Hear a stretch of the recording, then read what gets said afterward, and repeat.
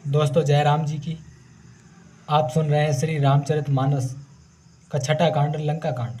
छोटी छोटी वीडियोस के माध्यम से हमारा उद्देश्य आपको सही और सटीक जानकारी जो कि रामायण ग्रंथ में लिखी हुई है उसको देने का उद्देश्य हमारा है। तो आप जुड़े रहें हमारे साथ। कल की वीडियो में आप सुन चुके हैं कि मेघनाथ ने लक्ष्मण को वीरघातनी शक्ति मारी है, जिसके उपाय के लिए सुसैन वैद्य ने उन्हें बताया है कि संजीवन बूटी लानी पड़ेगी और वह संजीवन बूटी लेने गए हैं। लेकिन रावण ने उधर ही कालनेमी को भेज दिया है ताकि हनुमान को रात तक रोका जा सके, और रात भर हनुमान अगर रुक जाते हैं तो रात रात में ही लक्ष्मण के प्राण चले जाएंगे और लक्ष्मण की मृत्यु हो जाएगी। तो कल की वीडियो में यहाँ तक हो चुका है। आज की वीडियो में इसके आगे की कथा जारी रखेंगे। दोहा 57 से। सर पैठत कपि पद गहा मकरी तब कुलान, मारी सो धरि देव्य तन चली गगन चढ़ जान। तालाब में प्रवेश करते ही एक मगरी ने अकुलाकर उसी समय हनुमान जी का पैर पकड़ लिया। हनुमान जी ने उसे मार डाला। तब वह दिव्य देह धारण करके विमान पर चढ़कर आकाश को चली गई। कपि तब दरस भयउ निष्पापा, मिटा तात मुनि बर कर सापा। मुनि न होई यह निश्चर घोरा, मानहु सत्य वचन कपि मोरा। उसने कहा कि हे वानर, मैं तुम्हारे दर्शन से पाप रहित हो गई। हे तात, श्रेष्ठ मुनि का शाप मिट गया।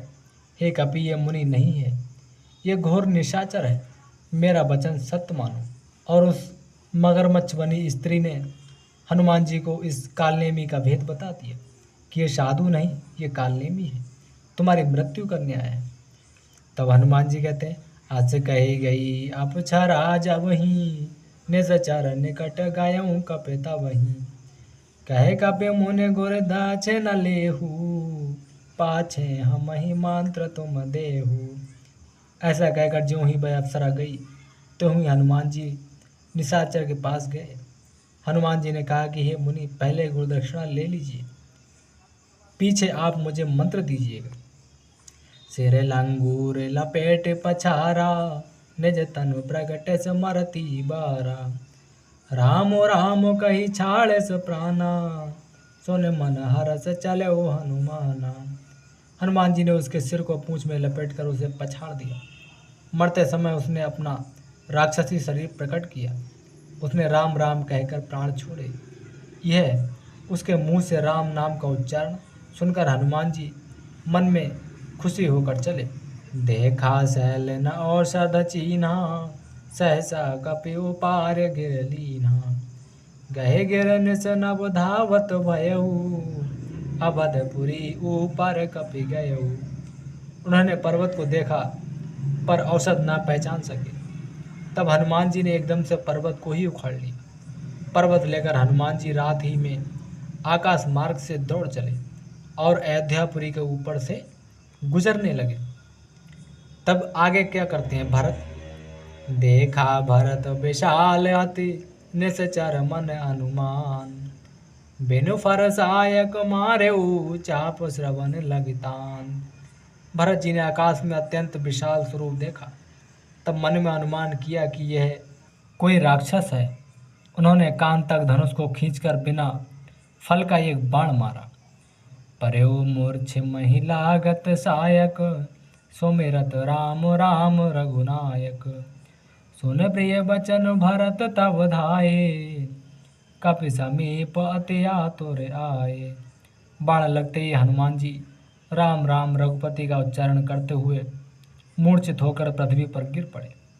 प्रिय वचन राम नाम सुनकर भरत जी उठकर दौड़े और बड़ी उतावली से हनुमान जी के पास आए। और हनुमान जी के पास आकर क्या कहते हैं। बिकल बेलोक की से और लावा, जागत नहीं बहु भांति जगावा। मुख मलिन मन भय दुखारी, कहत बचन भरि लोचन बारी। हनुमान जी को व्याकुल देखकर उन्होंने हृदय से लगा लिया। बहुत तरह से जगाया पर वे जागते न थे। तब भरत जी का मुंह उदास हो गया। वे मन में बड़े दुखी हुए और नेत्रों में विषाद के आंसुओं का जल भरकर ये वचन बोले। क्या बोले? जय वेद राम विमुख मोहि कीन्हा, तहि पुनि यह दारुण दुख दीन्हा। जौ मोरे मन बच अरु काया, प्रीत राम पद कमल अमाया। जिस विधाता ने मुझे श्री राम से दूर किया, उसी ने फिर यह भयानक दुख भी दिया कि श्री राम के ही भक्त को मैंने बाण मारा है। यदि मन, वचन और शरीर से श्री राम जी के चरण कमलों में मेरा अथाह प्रेम है तो हनुमान जी तुरंत उठ जाए। तो काप्य हो विगत श्रम सूला, जौ मोह पर रघुपति अनुकूला। सुनत वचन उठ बैठे कपीसा, कही जय जयते कौशलाधीसा। और यदि श्री रघुनाथ जी मुझ पर प्रसन्न हो तो ये बानर थकावट और पीड़ा से रहित हो जाए, इसकी थकावट और मेरे बाण से दी हुई पीड़ा खत्म हो जाए, ऐसा भरत जी कह रहे हैं। ये वचन सुनते ही कपिराज हनुमान जी कौशलपति श्री रामचंद्र जी की जय हो कहते हुए उठ बैठे। अब हनुमान जी भरत से लक्ष्मण के बारे में क्या कहेंगे वो आगे सुनिए। लीने कपे और लाई, पुलकित तनु लोचन सजल। प्रीति न हृदय समाई, सुमिर राम रघुकुल तिलक। भरत जी ने बानर हनुमान जी को हृदय से लगा दिया। उनका शरीर खुशी से पुलकित हो गया और आंखों में आनंद तथा प्रेम के आंसुओं का जल भर आया। रघुकुल तिलक श्री रामचंद्र जी का स्मरण करके भरत जी के हृदय में प्रीति समाती न थी, यानी कि हनुमान जी के लिए प्रेम समाता न था। तात कुशल कहो सुख निधान की, सहते अनुज अरु मातु जान की।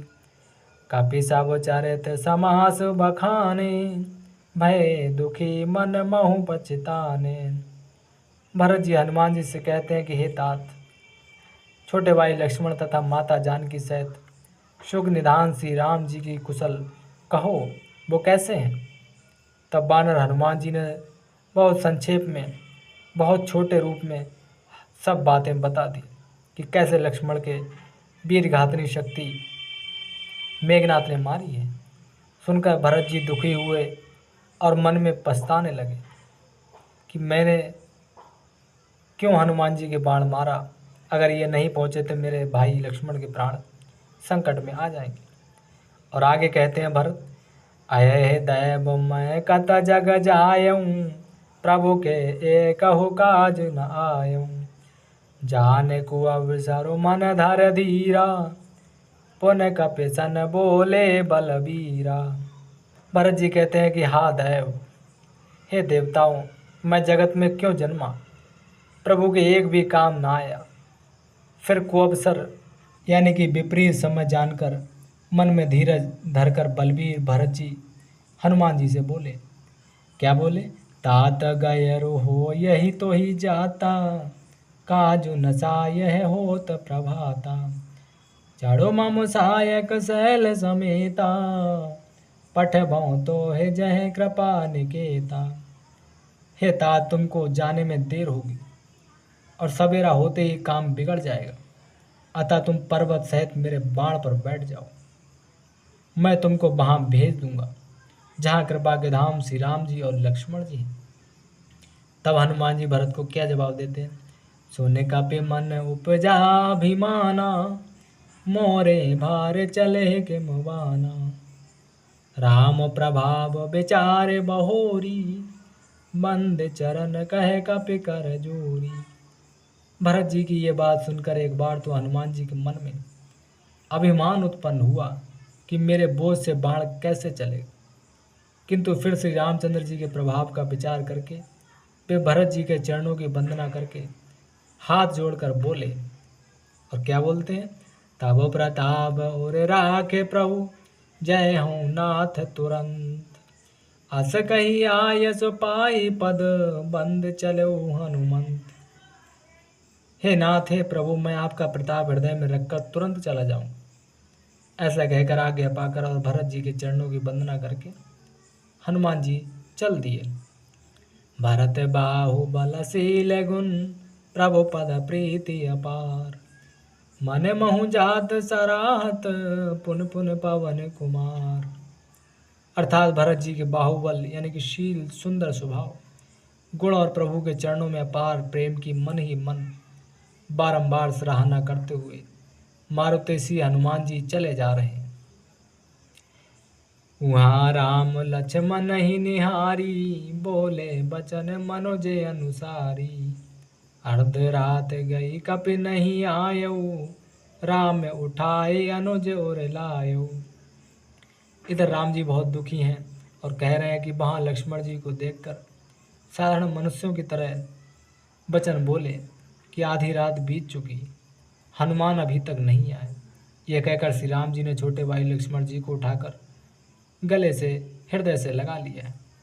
सकहु न दुखित देख मोह काऊ, बंधु सदा तब मृदुल स्वभाऊ। मम हित लागे तजऊ पे तुम माता, सहु विपिन हिम आतप बाता। और श्री राम जी बोले, हे भाई तुम मुझे कभी दुखी नहीं देख सकते थे और हमेशा मेरे सामने मेरे हर कार्य के लिए तैयार रहते थे। मेरे ना कहने पर भी तुम बोल पड़ते थे, लेकिन आज मेरे बार बार कहने पर भी तुम बोल नहीं रहे हो। लक्ष्मण, तुम्हें क्या हो गया? तुम्हारा स्वभाव सदा से ही कोमल था। मेरे हित के लिए तुमने माता पिता को भी छोड़ दिया और वन में जाड़ा, गर्मी और हवा सब सहन किए। सो अनुराग कहाँ अब भाई, उठऊ न सुन मम बचब केलाई। जो जन त्यों बन बंधो बिछोहू, पिता बचन मन त्यों नहीं ओ। और आगे श्री राम जी कहते हैं कि हे भाई लक्ष्मण, वह प्रेम अब कहाँ है? मेरे व्याकुलतापूर्ण वचन सुनकर उठते क्यों नहीं? यदि मैं जानता कि वन में भाई का बिछोह होगा तो मैं पिता का वचन, जिसका मानना मेरे लिए परम कर्तव्य था, उसे भी न मानता। अब मैं जाकर अयोध्या में क्या मुंह दिखाऊंगा अयोध्या वासियों को? सुतबित नारे भवन परिवारा, हो ही जाहि जग बारही बारा। अस विचार जिय जागहु ताता, मिलई न जगत सहोदर भ्राता। और श्री राम जी दुखी होकर कहते हैं कि पुत्र, धन, स्त्री, घर और परिवार ये जगत में बार बार होते हैं और जाते हैं, परंतु जगत में सहोदर भाई बार बार नहीं मिलता। हृदय में ऐसा विचार कर हे तात जागो, हे तात लक्ष्मण जागो, बार बार श्री राम जी कहते हैं। जथा पंख बिनु खगयत दीना, मन बिनु फन करे बर कर लीना। असमम जीवन बंधो बिनु तोही, जौ जड़ दैव जियाबे मोही। और राम जी कहते हैं जैसे पंख बिना पक्षी, मणि बिना सर्प और सूंड बिना श्रेष्ठ हाथी अत्यंत दीन हो जाते हैं। हे भाई लक्ष्मण, यदि कहीं जड़ दैव मुझे जीवित रखे तो तुम्हारे बिना मेरा जीवन भी ऐसा ही होगा जैसे सूंड बिना हाथी का होता है। जय हूँ अवध कवन महुलाई, ना रहे तो प्रिय भाई गवाई। बरु अपजस सह त्यों जग माही, ना रेहान विशेष छत नाही। और राम जी कहते हैं कि स्त्री के लिए प्यारे भाई को खोकर मैं कौन सा मुंह लेकर अयोध्या जाऊंगा। मैं जगत में बदनामी भले ही सह लेता कि राम में कुछ भी वीरता नहीं है जो स्त्री को खो बैठे। स्त्री की हानि से इस हानि को देखते कोई विशेष क्षति नहीं थी। अब आप लोक शोक सुत तोरा, सहे ही निठोर कठोर और मोरा। निज जननी के एक कुमारा, तात तासु तुम प्राण आधारा। अब तो ये पुत्र, मेरा निष्ठुर और कठोर हृदय, यह अपयस, यह कलंक और तुम्हारा शोक दोनों ही सहन करना पड़ेगा। हे तात, तुम अपनी माता के एक ही पुत्र और उसके प्राणधार हो, तुम्हें क्या हो गया? सौंपे से मोहे तुम ही गई पानी, सब विद सुखद परम हित जानी। उतरु का हृदय हूँ ते जाई, उठे किन मोह सिखा बहु भाई। सब प्रकार से सुख देने वाला और परम हितकारी जानकर उन्होंने तुम्हें हाथ पकड़कर मुझे सौंपा था, तुम्हारी माता ने। मैं अब जाकर उन्हें क्या उत्तर दूंगा? हे भाई, तुम उठकर मुझे सिखाते यानी कि समझाते क्यों नहीं? लेकिन लक्ष्मण कैसे उठें मेघनाथ द्वारा वीरघात शक्ति जो लगी है। बहुविध सोचत सोच विमोचन स्रवत सलिल राज बदल लोचन। उमा एक अखंड रघुराई नरगत भगत कृपाल दिखाई। और कहते हैं श्री राम जी की सोच से छुड़ाने वाले श्री राम जी बहुत प्रकार से सोच कर रहे हैं। उनके कमल की पंखुड़ी के समान आँखों से यानी कि विषाद के आंसुओं का जल बह रहा है। श्री राम जी रो रहे हैं और शिव जी इस दृश्य को देख रहे हैं और वह माता पार्वती से कहते हैं कि श्री रघुनाथ जी एक अद्वितीय और अखंड वियोग रहित हैं। उन्हें कभी वियोग यानी कि दुख नहीं हो सकता। ये तो बस उनकी लीला मात्र है। भक्तों पर कृपा करने वाले भगवान ने लीला करके मनुष्य की दशा दिखलाई है कि मनुष्य के सामने कैसी कैसी परिस्थितियाँ आ सकती हैं और कैसी परिस्थितियों से उसे कैसे निपटना है। तो दोस्तों आज की वीडियो में यहीं तक। बाकी कल की वीडियो में जानेंगे कि हनुमान जी संजीवन बूटी लेके आएंगे और लक्ष्मण के प्राण बचा पाएंगे या नहीं। कल दोहा 61 से रामायण श्री रामचरितमानस जारी रखेंगे। अगर आपको वीडियो पसंद आई हो तो इसको लाइक करके चैनल को सब्सक्राइब ज़रूर करें।